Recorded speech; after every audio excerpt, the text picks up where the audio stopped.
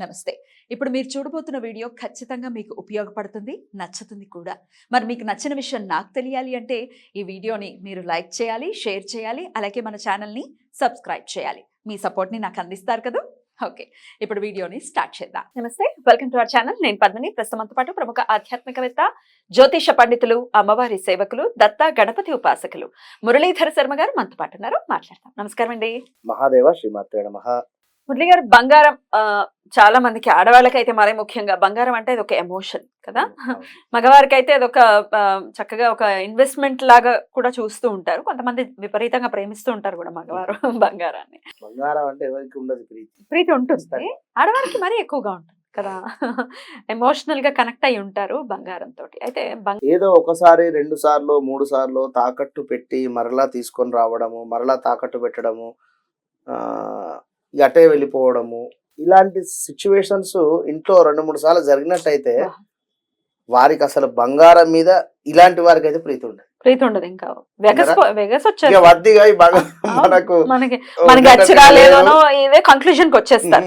అట్లా కాదు, ఏదో ప్రారంభం ఉంటుంది. బంగారం వేసుకోవడానికి కూడా డెఫినెట్ గా ఎంతో కొంత యోగ్యత అనేది ఉండాలి. కానీ ఉందండి, మా బంగారం అక్కడికే వస్తూ ఉంటుంది. అక్కడికే మనకి అత్యవసర పరిస్థితుల్లో బంగారం మనల్ని ఖచ్చితంగా ఆదుకుంటుంది. అందుకే ఇన్వెస్ట్ చేయండి బంగారం మీద అని చెప్తూ ఉంటారు. రైట్. అయితే బంగారం తాకట్లో ఉందండి. ఇప్పుడు మీరు చెప్పిన పరిస్థితి, ఎప్పుడు చూసినా బంగారం, ఎప్పుడు చూసినా తాకట్టు కొట్టులోనే ఉంటుంది తప్ప బయటికి మాత్రం రావట్లేదు. దాన్ని అనుభవించినటువంటి పాపానికి పోవట్లేదు అనే వాళ్ళ సంఖ్య కూడా ఉంది. లేకపోతే ఇట్లా అమ్మో ఇంక పోతుంది, ఈ నెల గంట కట్టకపోతే ఇంక అయిపోయినట్టే, అది ఆప్షన్కి వచ్చేసింది అని కూడా వింటూ ఉంటాం. అట్లాంటి పరిస్థితుల నుంచి బయటపడాలంటే అసలు బంగారం తాకట్లో ఉన్నది బయటికి రావాలి అంటే ఏం చేయాల్సి ఉంటుంది? వాస్తవానికి కూడా బంగారం తాకట్టు పెట్టకుండా ఉంటే మంచిది. పెట్టకుండా ఉండని పరిస్థితుల వల్లనే కదా పెట్టాల్సి వచ్చేది. చెప్పడం మనకి ఈజీ, వారి కష్టము ఉంటుంది. బంగారం అంటేనే వాస్తవానికి కూడా లక్ష్మి, అమ్మవారు కూడా కొలువు ఉండే అటువంటి పరిస్థితి కనుక తరచూ దాన్ని తాకట్టు పెడితే దరిద్రం అనేటువంటిది ఏర్పడుతుంది 100%. చాలా జాతకాలు కానీ శుక్రుడు వారి జాతకంలో నీచబడిన, శుక్రునికి సంబంధించినటువంటి ఫలితం వారి జాతకంలో లేకున్నా, గురువుకు సంబంధించినటువంటి ఇది వక్రం ఉన్నా, గురువుకు సంబంధించింది ఇబ్బందులు ఉన్నా కూడా బంగారం ఎక్కువ కూడా కలిసి రాదు. ఎస్పెషల్లీ కేతువు, ఇదైతే డేంజర్. కేతువుకు సంబంధించినటువంటి నక్షత్రాలు కానీ వీరికి ఎక్కువగా కూడా బంగారం నచ్చదు, ఉండదు. ఏదో పెట్టుకోవాలన్నటువంటి ఆలోచన ఉంటుంది కానీ ఆగదు, వీరికి ఒంటి మీద ఆగదు. ఏమిటి అంటే మనకు వెండి ఆగుతుంది, అటు పిమ్మట ప్లాటినం. ఇక మరి అంతటి రేంజ్ ఉన్నది లేదు అనేటువంటిది మన ప్లాటినం. ఏంటో విచిత్రంగా వెండిలానే ఉంటుంది, బంగారం కంటే కాస్ట్లీ. ఇప్పుడు కాస్ట్లీ కాదు బంగారం కంటే, మేబీ. రైట్. అయితే ఈ విధమైనటువంటి పరిస్థితులు ఏదో ఒకసారి పెట్టి ఉన్నాము, మీరు ఖచ్చితంగా కూడా దానికి సంబంధించినటువంటి ఇంట్రెస్ట్ కట్టుకుంటూ మనం చెప్పేటువంటి పరిహారం చేయాలి. మరి పరిహారము చేసుకుంటూ ఇక నేను ఏం కట్టను అంటే వారికి ఒక టర్మ్ పీరియడ్ అనేది ఉంటుంది అక్కడ. 6 నెలల లేకుంటే 1 ఇయర్ 3 నెలల అనేటువంటిది ఉంటుంది. అది గమనించుకొని ఇప్పుడు మనం చెప్పేటువంటి పరిహారం చేయాలి అంతే. అంటే 9 మంగళవారాలకు సంబంధించినటువంటి పరిహారం ఇది. 9 మంగళవారాలు మీకు ఖచ్చితంగా కూడా కలిసి రావాలి, అడ్డు లేకుండా.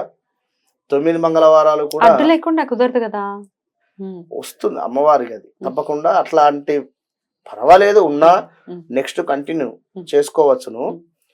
జనరల్ గా చెప్తున్నా, మగవారైనా ఆడవారైనా కూడా 9 మంగళవారాలు కూడా ఖచ్చితంగా కూడా కంటిన్యూయేషన్ చేసుకుంటూ ఉండాలి. ఈ 9 మంగళవారాలు అదేవిధంగా శుక్రవారాలు కూడా ఇంట్లో నాన్ వెజ్ కానీ ఇంకేమైనా డ్రింకింగ్ అలవాట్లు ఉన్నా కూడా బంద్ చేసుకొని దీనికి సంబంధించినటువంటి పరిహారం చేసుకోవాలి. మరి 9 మంగళవారాలకు సంబంధించి ఏమిటి అంటే ఒక తమలపాకు, చక్కగా ఉండేటువంటి తమలపాకు, ఏదో చిల్లులు ఇంకేదో ఉండేటువంటిది కాకుండా మంచి తమలపాకు, 2 తమలపాకులు తీసుకొని దాని మీదుగా ఇంత సైజు ఉండేటువంటి ఒక పసుపు కొమ్ము, పచ్చి పసుపు కొమ్ము లేదా ఎండిందైనా పర్వాలేదు, మాకు ఏది అందుబాటులో ఉంటే అది, దానిని తమలపాకుకు మనకు తొడిమలు ముందు వైపుగా ఉంటవి కనుక అడ్డంగా కూడా ఇట్లా అడ్డంగా ఆ యొక్క పసుపు కొమ్మను పెట్టే, ఎరుపు రంగు అంటే కుంకుమతో పసుపుతో చేస్తారు అక్షితలు, కానీ ఇక్కడ కుంకుమతో చేసినటువంటి అక్షితలను వాడాలి.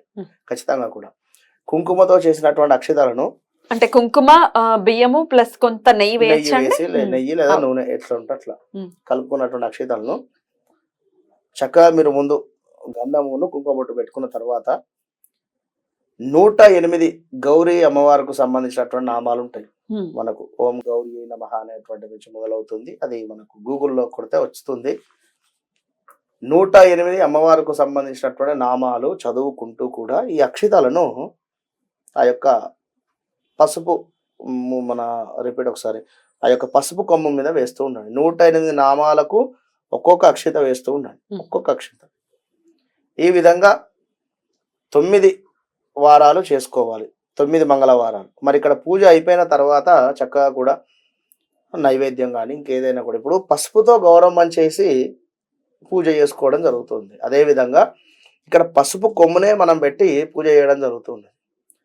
ఈ విధంగా 11 మంగళవారాలు కూడా చేసుకున్న తర్వాత 10వ మంగళవారం రోజు దాన్ని తీసుకొని చక్కగా కూడా ఒక కవర్లో కానీ ఏ విధంగా అయితే ఆ విధంగా కూడా దాన్ని తీసుకొని ప్లేట్లో కానీ ఎక్కడైనా ఆంజనేయ స్వామి దేవాలయం ఉన్నట్టయితే ఆంజనేయ స్వామి దేవాలయం వద్దకు తీసుకొని వెళ్ళి ఆంజనేయ స్వామికి చక్కగా కూడా తమలపాకులతో మాలను చక్కగా కూడా వేసేటువంటి ప్రయత్నం చేసి 108 తమలపాకులతో మాల వేసి 10వ మంగళవారం రోజు మనం ఈ 9 మంగళవారాలు కూడా పూజ చేసుకున్నటువంటి ఈ యొక్క వస్తువులు ఏవైతే ఉన్నాయో పసుపు కొమ్ము అదేవిధంగా ఈ యొక్క తమలపాకు, ఒకవేళ తమలపాకు ఖరాబ్ అవుతుంది అనేటువంటి సందర్భంలో దాన్ని కదిలించండి, పర్వాలేదు.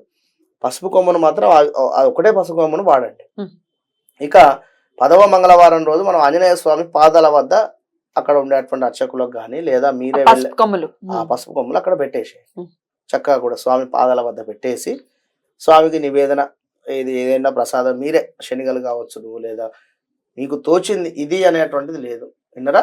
ప్రసాదం కూడా నివేదన చేసిన తర్వాత మీరు ఖచ్చితంగా కూడా 10వ మంగళవారం లోపే ఇది మనకు ఏదైతే ఆంజనేయ స్వామికి నివేదన చేస్తున్నామో ఆ నివేదన చేసేటువంటి సందర్భం లోపే 9 మంగళవారాల లోపే ఏదైనా రిజల్ట్ రావడం జరుగుతుంది.